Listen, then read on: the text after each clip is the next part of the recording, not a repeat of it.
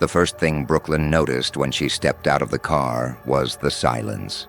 It wasn't the kind of silence that follows a thunderstorm or a moment of peace. It was the kind that sent a chill down your spine, the kind that made you feel like something was watching you, waiting for the right moment to strike. She pulled her jacket tighter around herself, her breath visible in the cold evening air. The old decrepit building before her loomed like a monument to something dark. The abandoned factory had been a place of whispers in the town for years, but now, it felt like something worse was happening inside, something she couldn't ignore any longer. Brooklyn had always been the curious type. She had a knack for solving mysteries, digging into the unknown, but this time it was personal. Her brother, Adam, had gone missing a week ago. Everyone thought he'd just run off, but Brooklyn knew better. Adam had been caught up in something bigger, something more dangerous, and now she was about to find out what. She pushed the factory door open, the rusted hinges groaning in protest. The smell inside hit her like a punch to the stomach, stale, damp, and something else. It took her a moment to place it. Fear. The hairs on the back of her neck stood up as she stepped deeper into the darkness. Her phone's flashlight was the only thing keeping the shadows at bay. The silence was deafening, but there was something more. The feeling of being followed. A soft sound echoed from behind her. Footsteps. Brooklyn's pulse quickened. She turned quickly, but there was no one there. Just the emptiness of the factory, stretching out like an endless void. She swallowed hard and continued forward, her mind racing. Who was here? Why were they following her? Was this about Adam? The narrow hallway seemed to stretch forever, every corner a dark promise of danger. Brooklyn's mind was working overtime, piecing together fragments of information she'd gathered over the past few days. Her brother had been in contact with someone powerful, someone dangerous. The clues had pointed here to this factory, but Brooklyn hadn't expected it to feel like this. Suddenly a figure darted across her path in the distance, just a shadow, but enough to send her heart into overdrive. She sprinted after it, her boots pounding on the cracked concrete floor. There was no hesitation in her steps. Her mind was focused solely on the figure that seemed to melt into the darkness, just out of reach. Her breath came in ragged gasps as she rounded the corner, but there was no one there. She stopped, trying to catch her breath, her chest heaving. The silence swallowed her whole. Then she heard it, a voice, low and muffled, coming from somewhere deeper in the factory. Brooklyn? Her name. Her stomach churned. No one was supposed to know she was here. She hadn't told anyone, not even her closest friends. The voice was too familiar, too haunting. Brooklyn, it's too late. The voice cracked, almost as if it was struggling to speak. Panic flooded her veins as she followed the sound. She didn't know who it was, but it felt like a warning. The voice led her to an old office at the back of the factory. The door was slightly ajar. Brooklyn pushed it open, the creak of the hinges making her jump. Inside, she found a desk piled with papers, most of them covered in strange symbols. And there, in the far corner, was a man slumped in a chair. Her heart skipped a beat. It was Adam. He was alive, but barely. His face was pale, his eyes wide and bloodshot, and his clothes were torn and dirty. He didn't look like her brother, not the way she remembered him. There was something wrong about him, something she couldn't put her finger on. Adam, Brooklyn whispered, her voice trembling. She stepped closer, her fingers shaking as she reached for him. Don't, he rasped, his voice barely audible.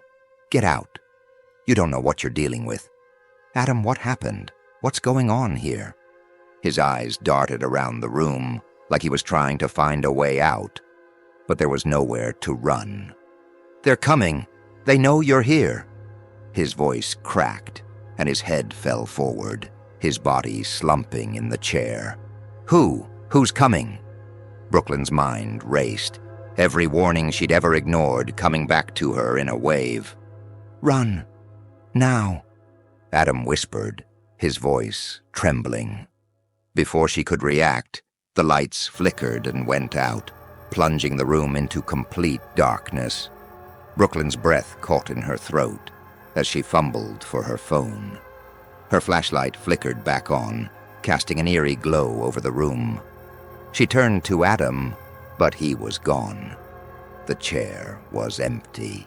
Her heart pounded in her chest as she scanned the room. There was no sign of her brother.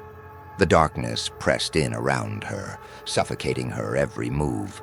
The air felt thick, as though something was closing in.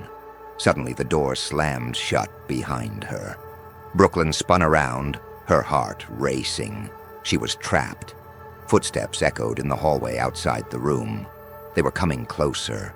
She backed toward the corner, clutching her phone tightly in her hand. The door shook as someone pounded against it. Brooklyn could hear their breath, shallow and rapid. Whoever it was, they were just as terrified as she was. Then the voice came again, a low, almost inaudible whisper. Brooklyn. Her name. The voice wasn't coming from outside the room anymore. It was in her ear. She whipped around, but there was no one there. Panic surged through her as she reached for the door, trying to force it open, but it wouldn't budge. The sound of the footsteps stopped, replaced by a heavy silence, and then a low laugh. It was the same voice, but now it was clear. It wasn't Adam. It was someone else, someone who had been waiting for her all along. "Who are you?" Brooklyn shouted, her voice trembling with anger and fear. The voice laughed again, louder this time. "I am the shadow you can't escape, the one who's been pulling your strings all along." Brooklyn froze. The words hit her like a cold wave. "You've been playing me? Everything you've seen, everything you've heard. It's all part of the game, Brooklyn, and you're losing." The walls seemed to close in around her, the darkness swallowing everything whole. Her breath came in ragged gasps as she searched for any escape, but there was nowhere to run. She was trapped in a game she hadn't even known she was playing. A sudden crash from behind her snapped Brooklyn out of her trance. The door was bursting open, and the shadow was there. Tall, dark. The figure moved with an eerie precision, every step calculated, deliberate. Brooklyn didn't wait. She ran. Her heart was pounding in her chest as she sprinted down the narrow hallways, her mind spinning with 1,000 thoughts. She could hear the shadow's footsteps echoing behind her, too fast, too close. The factory felt like it was alive, twisting and turning in on itself. Every corner seemed to lead her deeper into the maze. But Brooklyn wasn't going to give up. Not now. She had come too far to let fear stop her. The hallway opened into a large, empty room. Brooklyn could barely make out the outline of an old crane, rusted and barely standing. She backed into the corner, trying to catch her breath. The sound of footsteps stopped, and then there was silence again. Brooklyn's pulse hammered in her ears. The tension was suffocating. It was almost too quiet. And then the lights flashed on. Her brother Adam stood in front of her. But he wasn't the Adam she remembered. His eyes were cold, his expression emotionless. The man in front of her was a stranger, a puppet, and she knew in that instant he was part of the shadow now. He was the bait, and she had walked right into their trap. "Goodbye, Brooklyn," Adam said, his voice robotic, distant. And just like that, the truth slammed into her, like a wrecking ball. The shadow was never the one hunting her. It had always been Adam.